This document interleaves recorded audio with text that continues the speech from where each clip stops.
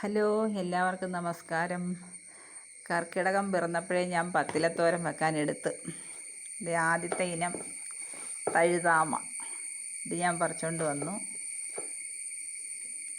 ഇത് തഴുതാമ, ബാംഗ്ലൂർ ചീര,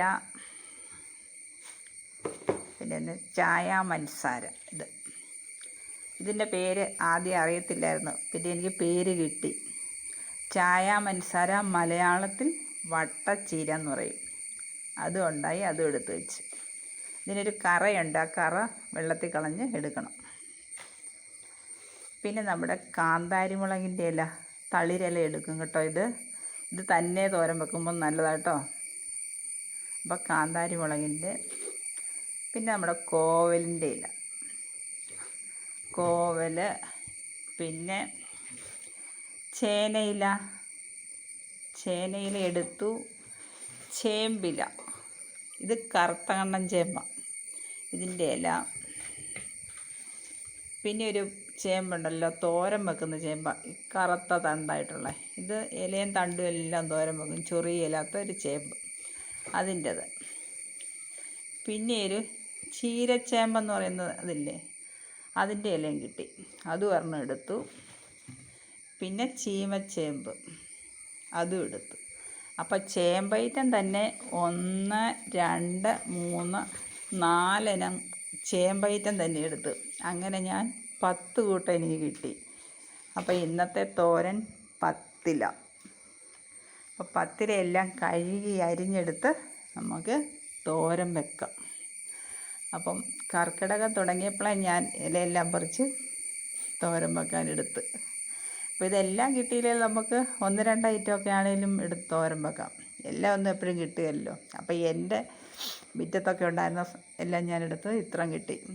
ഇനി വേറെ താള്, തകര, അങ്ങനെയൊക്കെ വേറെ ഐറ്റമൊക്കെ ഉണ്ട്, അതൊന്നും ഇവിടെ ഇല്ല. അപ്പോൾ എനിക്ക് കിട്ടിയ 10 ഐറ്റം ഞാനെടുത്ത് അരിഞ്ഞ് തോരൻ വയ്ക്കട്ടെ. അരിഞ്ഞെടുത്തിട്ട് കാണിക്കാം.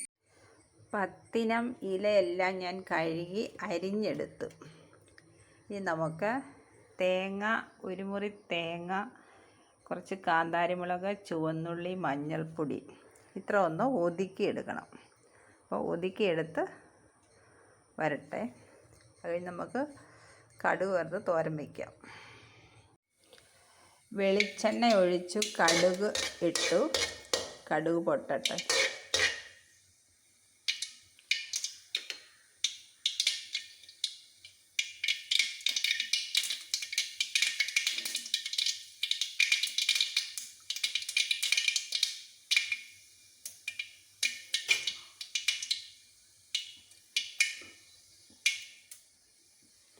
ഇനി നമുക്ക് ആ ഇല എല്ലാം കൂടെ ഇടാം.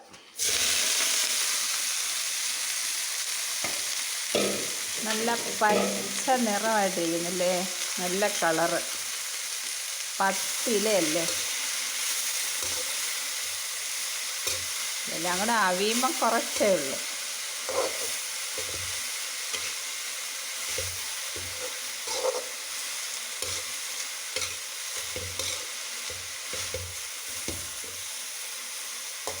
ഒരാവി വന്നിട്ട് നമുക്ക് അരപ്പ് ഇടാം.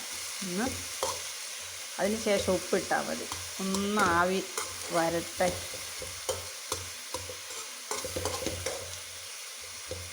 ഒന്ന് മൂടി വെച്ചിട്ട് അരപ്പിടാം.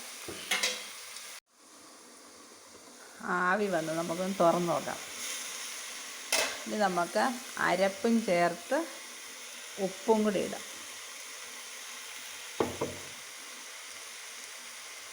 ആവശ്യത്തിനുള്ള ഉപ്പും കൂടി ഇടാം. ഇന്ന് തട്ടിപ്പൊത്തി കൊണ്ട് വെക്കാം.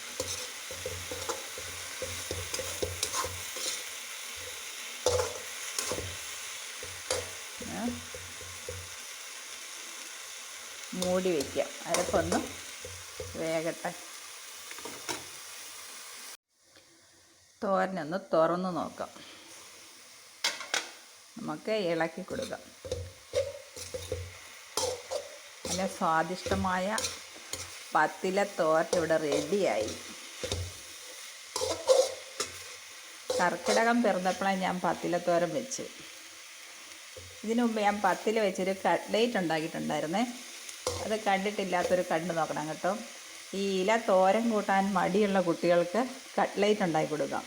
അപ്പോൾ കട്ട്ലേറ്റ് ഉണ്ടാക്കുന്ന വീഡിയോ ഞാൻ ഇട്ടിട്ടുണ്ട് നേരത്തെ, അത് കണ്ടു നോക്കണം കേട്ടോ. ഈ ഇലയൊക്കെ കണ്ടു കഴിഞ്ഞാൽ പിള്ളേർ കണ്ടു കഴിഞ്ഞാൽ അവർക്ക് കൂട്ടാൻ മടിയാണ്. അവർക്ക് കട്ട്ലേറ്റ് ഉണ്ടാക്കി കൊടുത്താൽ അവർ കഴിച്ചോളും.